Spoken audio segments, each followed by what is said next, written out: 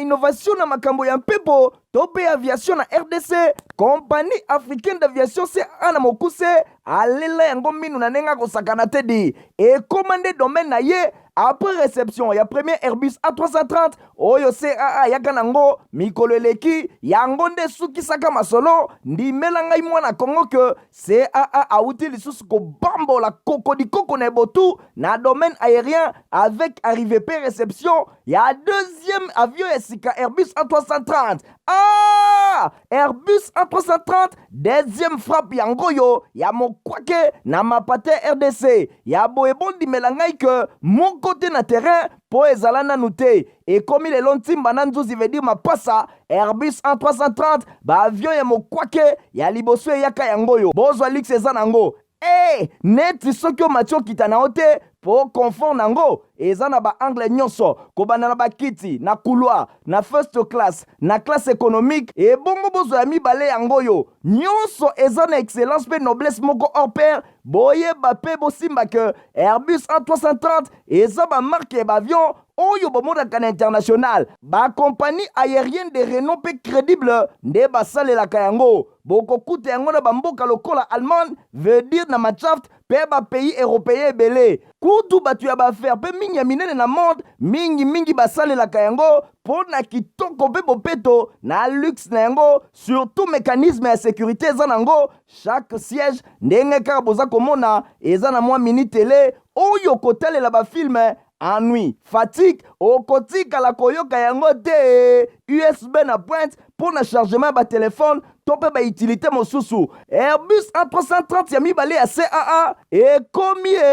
eza na deux classes first class pour na bino ba grand monsieur na ba grande dame pe ba personnalité misusu ebele avec 36 sièges classe économique pe zali pour na bino bosalaka ba faire pe bato nyonso ba amoureux ba voyage avec 267 sièges mokoka sala voyage dans ba meilleures conditions ndenge nanu ezala te avec Airbus A330 ya mibale ya CAA avion ya sika oyo uti kokoma ekwei deja na mabele timba na nzuzi lelo mibale moko te na Congo bana Congo pe bapaya basepeli. Ah oui, CAA mfumu na ba innovation deuxième avion Airbus A330 yango ekomi.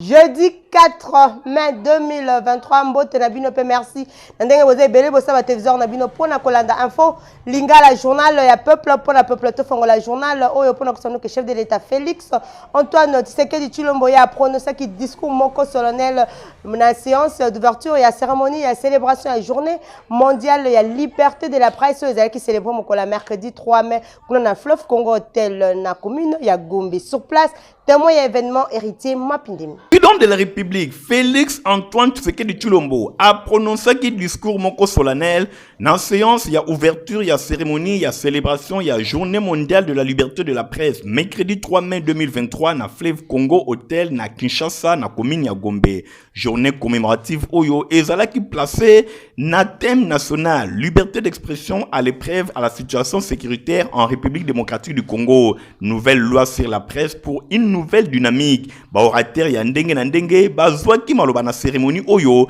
pona ko saluer to ko kumisa avènement ya mobeko oyo ezali cadre ya ba médias professionnels a insisté ki na nécessité ya ko consolider ba acquis ya liberté ya presse pe ko rappeler ba devoir citoyen ba journaliste pe oyo ezali nécessaire ko sala assainissement médiatique secteur oyo pona ko éviter ba excès ya ba dérive nyonso oyo ezali ko bebisa mosala. Chef de l'état atalisa ki mingi attachement na ye na liberté ya presse pe asengaki na ba média ba yeba na kosala ba effort makasi pona ko informer ko éduquer population pambate ba élection ezali koya. Liberté ya presse ezali bongo eloko moko importante pona ko consolider démocratie ya mboka na biso wana maloba ya chef de l'état Félix Antoine Tshisekedi Tshilombo liboso ba journaliste nyonso na Fleuve Congo Hotel et pa wapi ba célébrer ki journée na bango. Tikala kaka na masolo ya chef de l'état Félix Antoine Tshisekedi Tshilombo pour na kosinane bino ke mokola mercredi 3 mai a inaugura qui pe homme des étudiants pour l'université pédagogique nationale IP na mokuse bola nda reportage ko.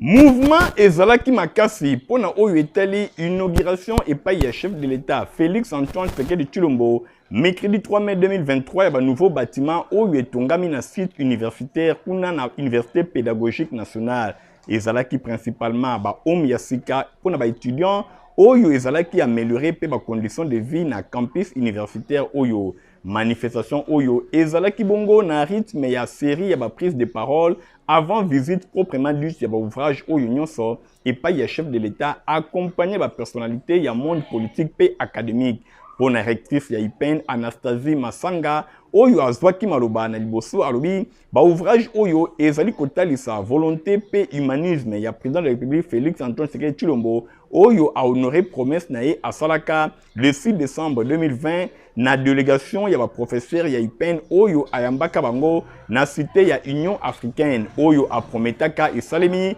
ndenge rectrice a déclaré pe a loué ba qualité ya ouvrage oyo esalemi na entreprise Africa Solution pe na transformation oyo esalemi na ndenge ya malamu depuis kala IPEN ezwa jamais eloko ya boye. Intervenaki na kombo ya baninga na ye, délégué à ba étudiant po na ye atalisi gratitude ya communauté estudiantine envers chef de l'État na acte oyo etikali gravé na mémoire ya to na ba annale ya IPEN. Ministre ya ici Moindo Nzangi po na ye atalisi ke ba nouveau bâtiment oyo ekoti na programme moko monene ya kotonga pe ko réhabiliter l'établissement ya enseignement supérieur pe universitaire. Atalisaki pe a confirma ki vision ya chef de l'État oyo ezali kotalisa modernisation ya l'établissement et enseignement supérieur pour na kokomisa yango compétitif pe na conformité ya ba standards internationaux. Pour na ba professeur ministre a rassuré bango prise en compte ya epai ya chef de l'État ya ba revendication na bango pour na mise en œuvre ya ba solution pour na ko répondre rapidement na ba besoin na bango. Pour na oyo etel d'infrastructure ezalaki inauguré ezali bongo concrètement ba omi balé pour na ba garçon moko ya 6 étages pe na rez-de-chaussée ezali doté na 70 chambres pe na ngambo mosusu 3 étages ezali ko disposer 50 chambres. Pour na ba homme o ya basi ezali bongo en cours ya rénovation. Boye na suka na yango ekoki bongo kosala ke ba étudiant ba vivre na ndenge ya malamu na campus universitaire oyo ezali koyamba lelo près de 20 000 étudiants. Solo ya primature boyeba Premier ministre Jean-Michel Samaye ayambaki mokola mercredi 3 mai délégation ya FMI na tête na yango ezalaki madame Mercedes Wera Martin oyo azalaki chef ya mission pour la République démocratique du Congo. Nadine Sona a pessimino ba position. Chef ya mission ya FMI na République démocratique du Congo, Madame Mercedes Vera Martin atalisi boeli poso ya bapandisango ndenge accord moko ezali conclu na niveau ya ba service ya FMI na montant ya 200 millions de dollars américains oyo ekozala confirmé na conseil d'administration ya FMI oyo ezali prévu na fin ya mois de juin prochain. Kuna a salué résilience oyo République démocratique du Congo azali kota na niveau ya croissance malgré contexte difficile. Abakisi lisusu ndenge ba discuter na premier ministre Jean-Michel Samalukonde Kenge na oyo etali situation macroéconomique na croissance oyo RDC azali kotalisa pe appui pour na développement na secteur minier na ngonga wana basolola ki lisusu na oyo etali accélération ya inflation na contexte difficile na ba conflit ya est pe organisation ya ba élection kuna balobela ki pe politique monétaire pe budgétaire pour na ko diminuer ba pression inflationniste ko accélérer mise en œuvre ya ba réforme institutionnelle balobela ki pe lisusu ba effort ya ba autorité pour na avancement ya diversification économique. Proposition par rapport ya montant ezali bongo 200 millions de dollars américains oyo ekozala mise en disposition na République démocratique du Congo après décision ya conseil d'administration oyo eza prévu na fin ya mois de juin na FMI.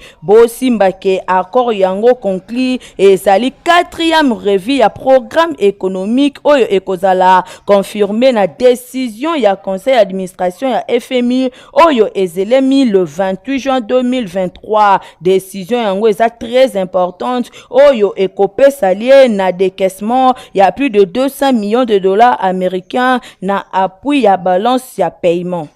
Na masolo etali Assemblée nationale to examino que DG Office national du tourisme ONT na Mokuse azalaki auditionné mokola mercredi 3 mai na commission environnement tourisme paix ressources naturelles paix développement durable et Assemblée nationale témoin événement héritier Mapindemi. Directeur général, il y a organisation, il y a tourisme. A répondu à la préoccupation, il y a commission environnement, tourisme, ressources naturelles et développement durable. Il y a Assemblée nationale, il y a Azalaki auditionné mercredi 3 mai 2023. Ba réponse, il y a Madame, directeur général AI, il y a Office national du tourisme ONT Namokuse, Madame Jolie Yombo Mukendi, directeur général AI, il y a Office national, il y a tourisme. Il y a se présenté qui liboso la commission environnement, au député national, Constantin Bengele, Azali ko diriger pour répondre à la question et à la préoccupation des députés nationaux. Après délai à 48 heures et Pesamela qui est, Nasuka ya audition il y a vendredi 23 avril et outi koleka. Bosimba ke DG ya ONT, Azelama qui lui sous pour la politique ya tourisme, pe cartographie par province, na salle qui vous y a parlé du peuple ndé na suka ya audition oyo, Madame Jolie Yombo Mukendi, aloba ki boye, bango ba meka ki ko répondre ba différentes questions tout ba préoccupation ba députés nationaux. En même temps, ba senga ki na occasion oyo, pour na ko mener plaidoyer et pas ya ba élu oyo, bazali ko accompagner Office national ya tourisme. Bosimba ke na mission na yango oya kote ka image ya République démocratique du Congo na nzela ya tourisme. Et sengeli bosimba ke commission oyo ba koba ki misana bango mingi penza na examen pe adoption ya ba amendement ya loi oyo ezali kolobela création pe fonctionnement ya ordre des géologues. Depuis Tembengele, président de la commission, a fixé qui opinion pour un tableau sombre oyo ezalaki dressé et pas ya madame DGAI ya ONT. Nangambo nae Dede Mopassa, rapporteur ya commission, a monique ezalaki vraiment une opportunité ya ko interpeller ministre ya tourisme pour na ko éclairer lanterne ya ba élus nationaux. Tobeta bongo masolo ya seni pour l'obtenir que président de la commission électorale nationale indépendante Seni Namokuse Mwana Mboka Denis Kadimaya azalaki na entretien moko mokola mercredi 3 mai et longo na Monseigneur Donatien Chaud le secrétaire général de la conférence épiscopale nationale du Congo Sanko Namokuse azalaki bongo accompagné na Père Clément Makiobo na sujet ou à controverse ya opinion oyo na esalamaki na tina implication ya organisation internationale ya francophone na audit ya fichier électoral Stéphanas Kande Marlène Koutele ma reportage.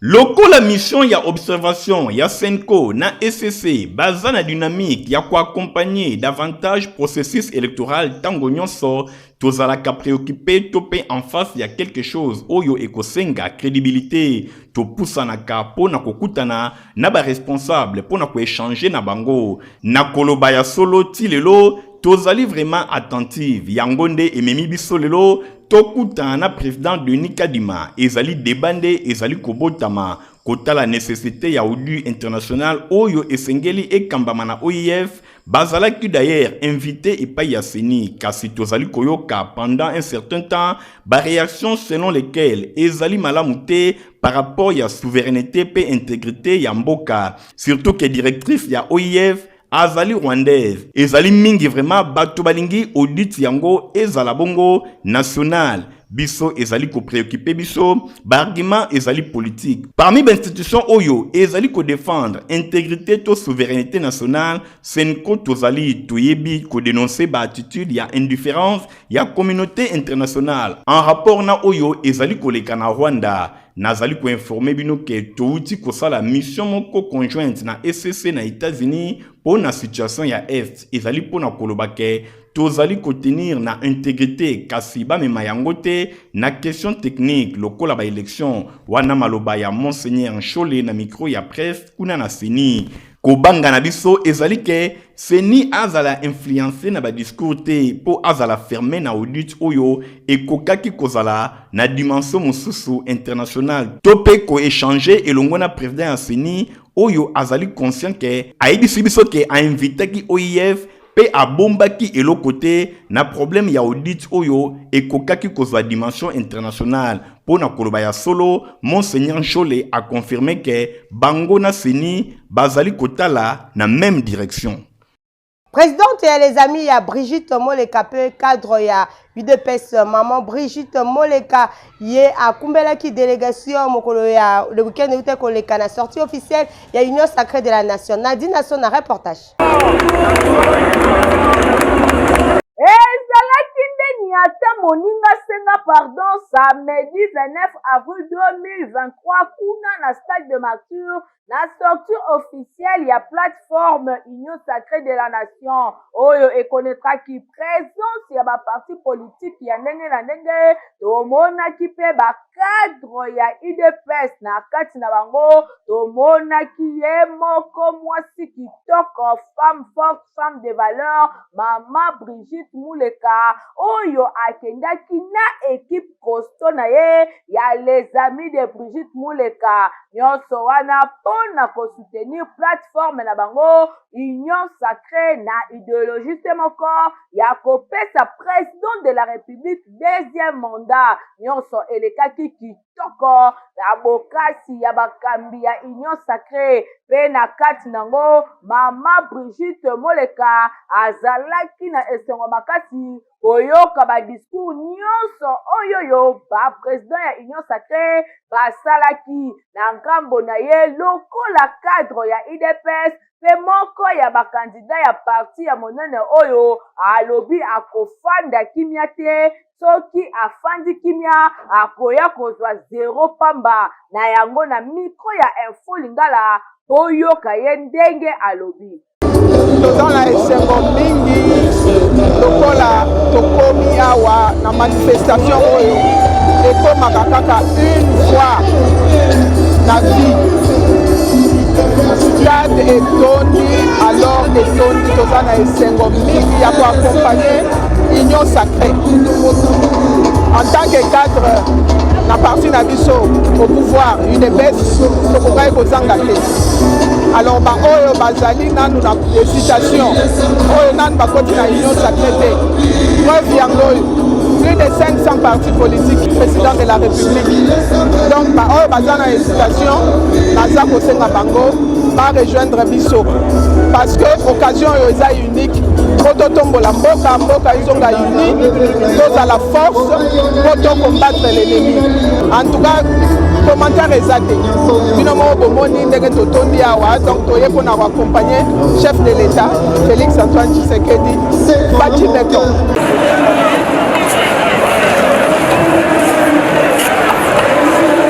Bongo masolo honorable non bungu pendant ce que la jeunesse ya Asbel ma famille ba organiser qui conférence débat ya kafu thème na yango ezali ki bongo la jeunesse qui noise face au phénomène kuluna kaya les arabes appellent les américains c'est les cas qui na siège chez Asbel aux hommes bongo la commune ya Matete héritier Mapindemi Ritkindu reportage.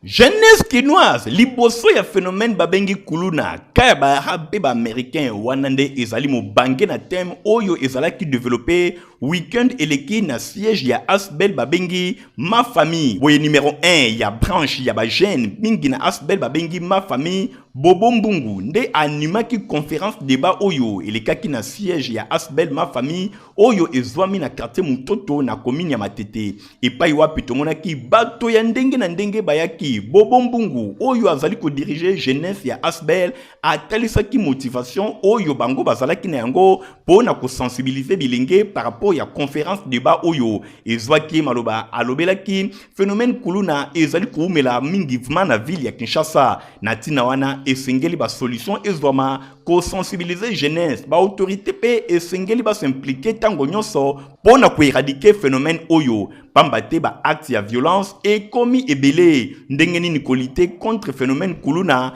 esengeli sensibilisation ya bilenge na ba église ba parents pe esengeli ba sensibiliser l'état pe na ngambu na ye esengeli azo ba disposition ba orateur ya ndenge na ndenge ba lekaki misus pe ba proposaki sensibilisation et bana ko salema na niveau ya musique théâtre pe ba acteur oyo bazali kosala sport esengeli pe bayeba na kosensibiliser pamba te ba acte ya violence eleki ebele na ville ya Kinshasa mingi penza ba groupe babengi kuluna ba arabe pe ba américain bazali koseme terreur bisika ya ndenge na ndenge bosimba ke kaka na milulu oyo honorable député national Petronel Mbuba elongo na député provincial Daniel Kwenji Kapata bango pe ba participaki na conférence débat oyo ba encourageaki bilenge esengeli bako ba kosensibiliser ba jeune bisika na bisika oyo bango bazwami pona ko éradiquer phénomène kuluna oyo ezali koumela na ville ya Kinshasa.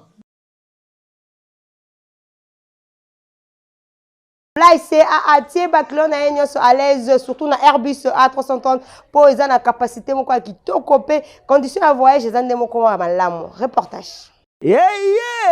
Innovation na makambo ya mpepo tope aviation na RDC compagnie africaine d'aviation c'est ana mokuse alela yango minu na nenga kosakana tedi et commandé domaine na ye après réception ya premier Airbus A330 oyo CAA yaka nango mikolo eleki yango nde sukisaka masolo ndimela ngai mwana Kongo que CAA auti lisusu ko bambola kokodi koko na botu na domaine aérien avec arrivée pe réception ya deuxième avion esika Airbus A330. Airbus A330 deuxième frappe yango yo ya mokwake na mapate RDC ya boebondi melangai que mon côté na terrain po ezala nanu te ekomi lelo ntimba na nzuzi veut dire mapasa Airbus A330 ba avion ya mokwake ya liboso eyaka yango yo bozwa lix eza nango neti soki omatio kita na ote po confort nango eza na ba angle nyonso kobana na bakiti na couloir na first class na classe économique et bongo bozo ya mibale yango yo nyonso eza na excellence pe noblesse moko hors pair boyeba pe bosimba que Airbus A330 eza ba marque ba avion oyo bomodaka na international ba compagnie aérienne de renom pe crédible nde basalelaka yango bokokuta yango na bamboka lokola Allemagne veut dire na Machaft pe ba pays européen ebele kutu batu ya baaffaire pe mingi ya minene na monde mingi basalelaka yango po na kitoko pe bopeto na luxe na yango surtout mécanisme ya sécurité eza nango chaque siège ndenge kaka boza komona eza na mwa mini télé oyo kotalela bafilme ennui, fatigue, okotika la koyoka yango te USB na pointe pour na chargement ba téléphone tope ba utilité mosusu Airbus A330 ya mibale ya CAA et komi eza na deux classes first class pour na bino ba grand monsieur na ba grande dame pe ba personnalité misusu ebele avec 36 sièges classe économique pe ezali pour na bino bosalaka baaffaire pe bato nyonso ba amoureux ba voyage avec 267 sièges mokoka sala voyage dans ba meilleures conditions ndenge nanu ezala te avec Airbus A330 ya mibale ya CAA avion ya sika oyo euti kokoma ekwei deja na mabele timba na nzuzi lelo mibale moko te na Congo bana Congo pe bapaya basepeli oui CAA mfumu na ba innovation deuxième avion Airbus A330 yango ekomi Congo pour Christ, CPC la Mokuse, Longona évangéliste international, Jean Scar, qui s'est mis à Kibila, Balengeli, campagne d'évangélisation, dans le stade de martyr, il y a Kinshasa, Kobanda Mokola, vendredi 18, Mokolo, il y a dimanche 20 août 2023. Bolanda reportage, où il y a hérité Mapindé. Aïe! Ndeko ya Congo! Est-ce que Soyoki Sango, ya CPC 2023, Congo pour Christ, avec l'évangéliste international, Kizamina Kibila, Jean-Oscar, l'homme de Dieu, l'homme de feu. Yoka, CPC 2023, grande campagne d'évangélisation et de guérison miracle. Kanga date malamu du vendredi 18 au dimanche 20 août 2023 à partir à 12h Ngenga dans stade de martyr. Et c'est le seul rendez-vous. Il y a prière pour la mboka, et prière pour la famille. Blocage, stérilité, paralysie, malade et oumeli. L'évangéliste international Kizamina Kibila, Jean-Oscar Alobi, si ton Dieu est mort, et c'est le mien pendant 3 jours à CPC 2023 dans le stade des martyrs. Kobo Sanate, conférence des ministres, des serviteurs et servantes de l'Éternel du 15 au 17 août 2023 dans le quartier général. Il y a ministère la puissance du nom de Jésus-Christ. Oyo et Zoami na croisement Capella et chaussée de Guimoueza numéro 8, quartier Yolo Sud,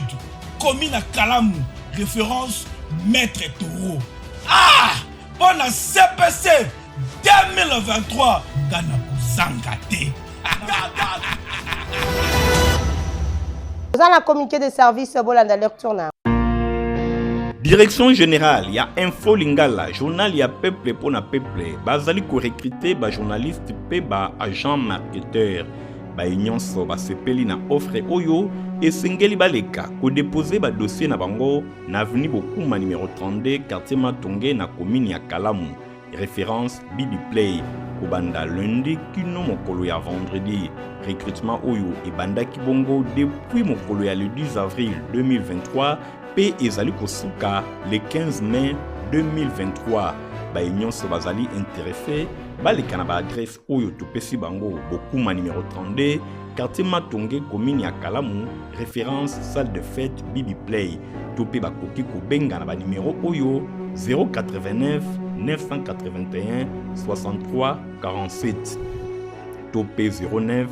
98 71 93 52. Communiqué Oyo ezali signé et pa ya Micho Olinga Kunga, directeur général ya Info Lingala, journal ya peuple pour na peuple.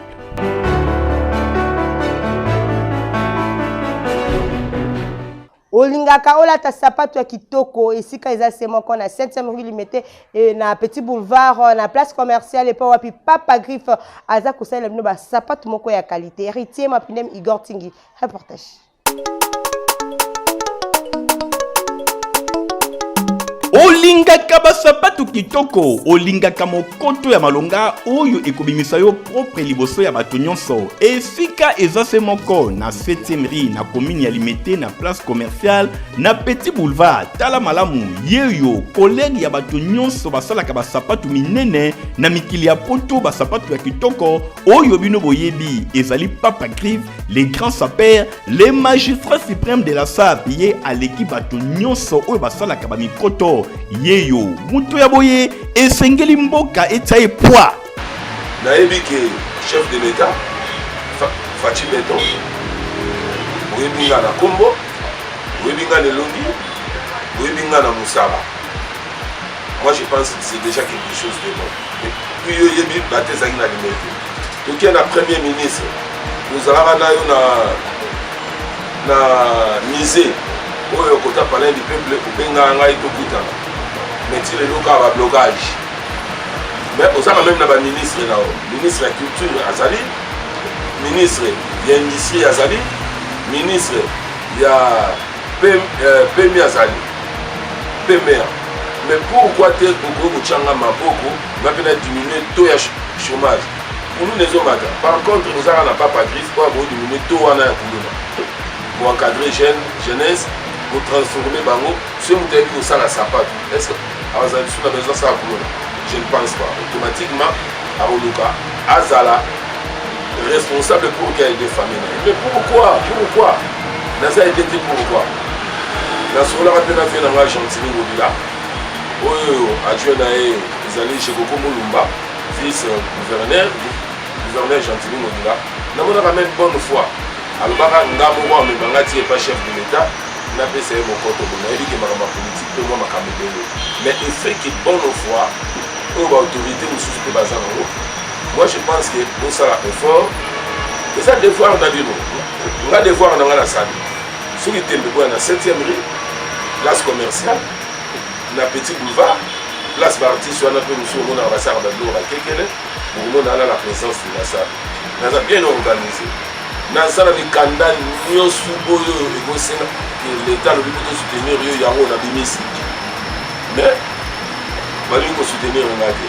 Oyoki adresse ezase moko na 7e rue Petit Boulevard na commune ya Limete epai wapi ba chaussure ba sandal ba mapapa ezali kosalema na ndenge ya kosakana te soki okoti awa obosani Italie libela. Pota malonga pona bala na bino eza protiva puis pe mukolo okoki na okomela yango pesa ka santé ya kitoko. Yena zoko ya bien. Bébé pro azoko ya bien po ayeka protiva. Bongo bébé ni pipi. C'est etumbana pota. Ndeko na malika mini mo ezolela makasi mo ezo kanti na balabala. Yeka boye alia na pasi mwanoyo. Mwana ko lia la pasi te est-ce que biloko azolia oyo azosepela nango? Tala bébé pro ye alia kaka protiva. Bandiku naza kupesa bino Jean-Pierre ya mwana oyo. Bébé pro banda kuma kuria alia kaka protiva. Butala ekola linai. Protiva kitoko na miso elengi na munoko misala na nzitu ya bana. Pona société ya santé ya bana esengeli balia potopoto protiva. Tala lelo yo bébé pro akoli malamu po alia potopoto protiva. Bina kuna chimakate.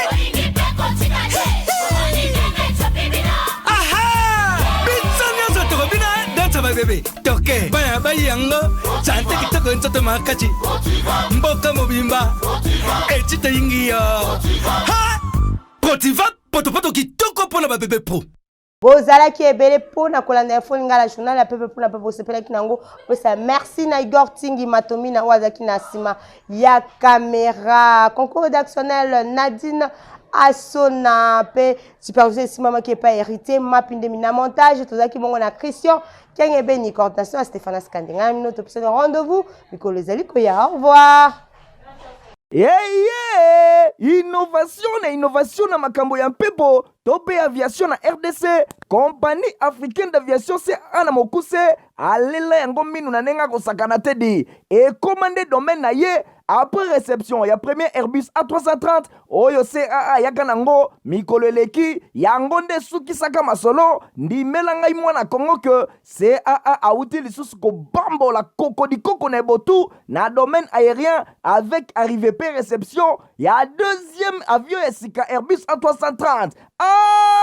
Airbus A330 deuxième frappe yango yo ya mokwake na mapate RDC ya boebondi melangai que mon côté na terrain po ezala nanu te et comme le lontimba na nzuzi veut dire mapasa Airbus A330 ba avion ya mokwake ya liboso yaka yango yo bozwa lix eza nango neti soki o matio kita na ote po confort nango eza na ba angle nyonso kobanda na bakiti na couloir na first class na classe économique et bongo bozo ya mibale yango yo nyonso eza na excellence pe noblesse moko hors pair boye bape bosimba que Airbus A330 eza ba marque ba avion oyo bomodaka na international ba compagnie aérienne de renom pe crédible nde basalelaka yango bokokuta yango na bamboka lokola Allemagne veut dire na Machaft pe ba pays européen ebele kutu batu ya baaffaire pe mingi ya minene na monde mingi basalelaka yango po na kitoko pe bopeto na luxe na yango surtout mécanisme ya sécurité eza nango chaque siège ndenge kaka boza komona eza na mwa mini télé oyo kotalela bafilme ennui, fatigue, okotika la koyoka yango te USB na pointe pour na chargement ba téléphone tope ba utilité mosusu Airbus A330 ya mibale ya CAA et combien eza na deux classes first class pour na bino ba grand monsieur na ba grande dame pe ba personnalité misusu ebele avec 36 sièges classe économique pe ezali pona bino bosalaka baaffaire pe bato nyonso baamoureux ba voyage avec 267 sièges mokoka sala voyage na ba meilleures conditions ndenge nanu ezala te avec Airbus A330 ya mibale ya CAA avion ya sika oyo euti kokoma ekwei deja na mabele timba na nzuzi lelo mibale moko te na Congo bana Congo pe bapaya basepeli oui CAA mfumu na ba innovation deuxième avion Airbus A330 yango ekomi